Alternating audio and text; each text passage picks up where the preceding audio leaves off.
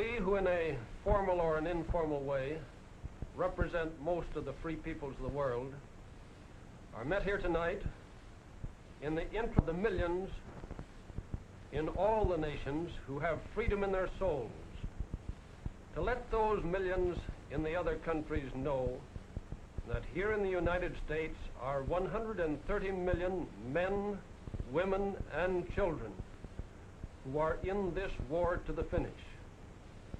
Our American people are utterly resolved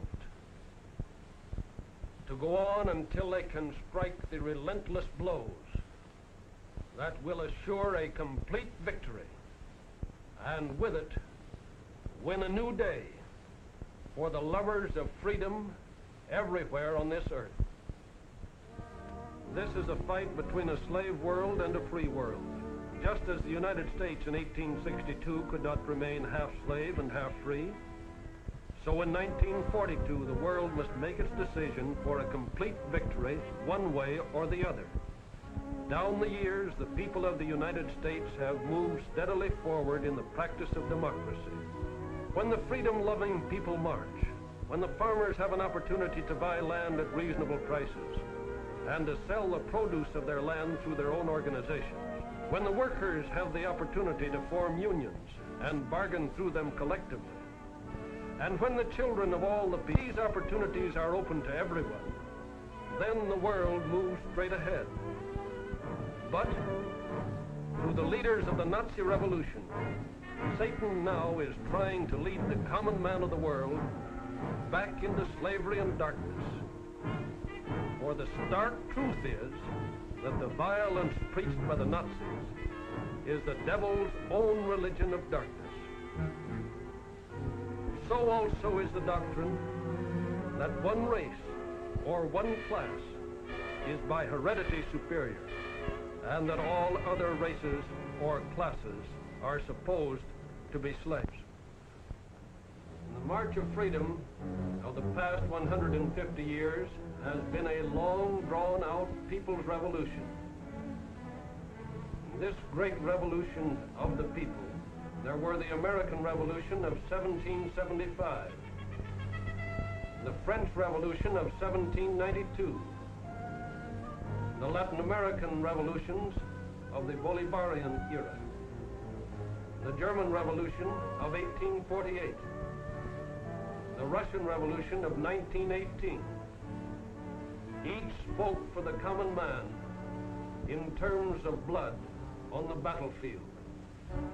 Some went to excess, but the significant thing is that the people groped their way to the light. The people are on the march toward even fuller freedom than the most fortunate peoples of the earth have hitherto enjoyed. No Nazi counter-revolution will stop it. The common man will smoke the Hitler stooges out into the open in the United States, in Latin America, and in India. He will destroy their influence. No Lavals, no Mussolinis will be tolerated in a free world. The people, in their millennial and revolutionary march toward manifesting here on earth the dignity that is in every human soul, hold as their credo the four freedoms enunciated by President Roosevelt. We who live in the United States may think there is nothing very revolutionary about freedom of religion, freedom of expression, and freedom from the fear of secret police.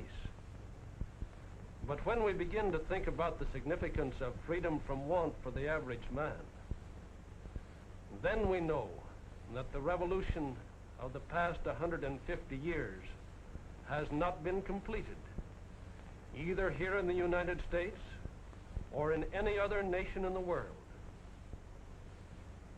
We know that this revolution cannot stop until freedom from want has been attained. And now, as we go forward toward realizing the four freedoms of this people's revolution, I would like to talk about four duties. It is my belief that every freedom, every right, every privilege has its price, its corresponding duty, without which it cannot be enjoyed. The four duties of the People's Revolution, as I see them today, are these. The duty to produce to the limit. The duty to transport as rapidly as possible to the field of battle. The duty to fight with all that is in us.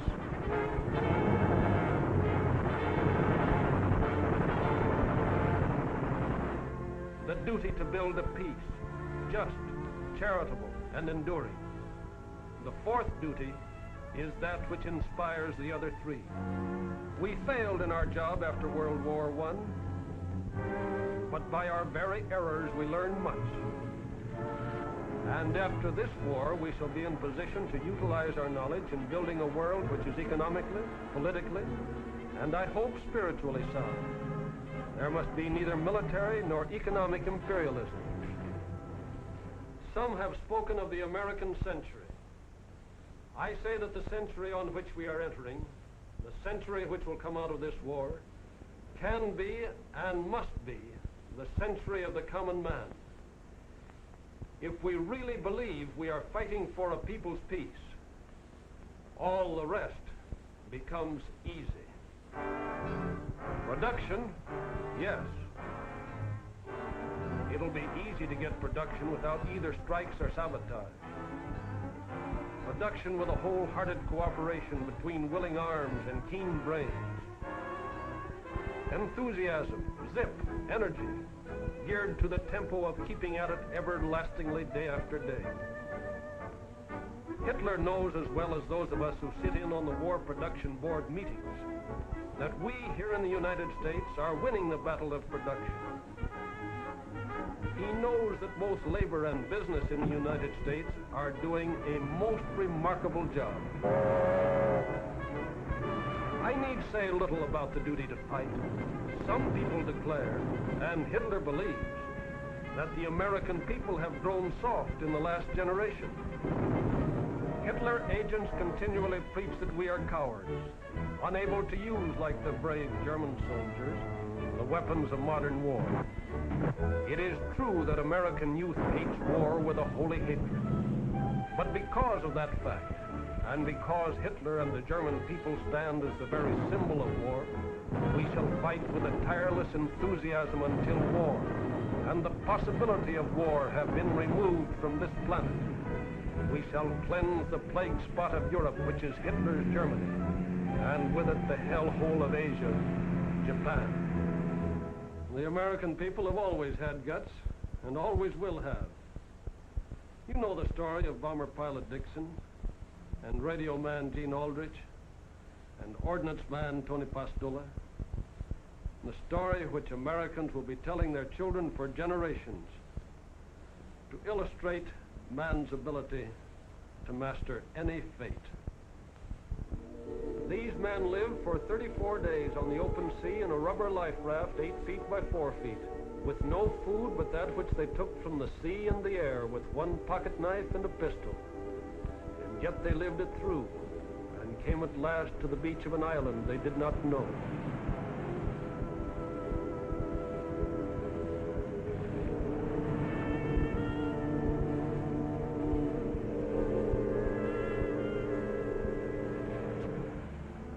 In spite of their suffering and weakness, they stood like men, with no weapon left to protect themselves, and no shoes on their feet, and walked in military file, because they said, if there were Japs, we didn't want to be crawling. The American fighting men, and all the fighting men of the United Nations, will need to summon all their courage during the next few months. I am convinced that the year 1942 will be a time of supreme crisis for all of us. Hitler, like the prize fighter, who realizes he is on the verge of being knocked out, is gathering all his remaining forces for one last desperate blow. The convulsive efforts of the dying madman will be so great that some of us may be deceived into thinking that the situation is bad. at a time when it is really getting better.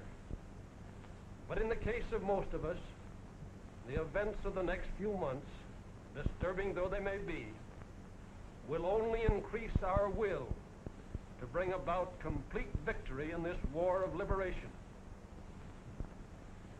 Spiritually prepared, we cannot be surprised. Psychological terrorism will fall flat. As we nerve ourselves for the supreme effort in this hemisphere, we must not forget the sublime heroism of the oppressed in Europe and Asia. There can be no half measures. No compromise with Satan is possible. We shall not rest until all the victims under the Nazi yoke are freed. We shall fight for a complete peace as well as a complete victory. The people's revolution is on the march, and the devil and all his angels cannot prevail against it. They cannot prevail, for on the side of the people is the Lord. He giveth power to the faint. To them that have no might he increaseth strength. They that wait upon the Lord shall mount up with wings as eagles. They shall run and not be weary. They shall walk and not faint. Strong in the strength of the Lord, we who fight in the people's cause will never stop until that cause is won.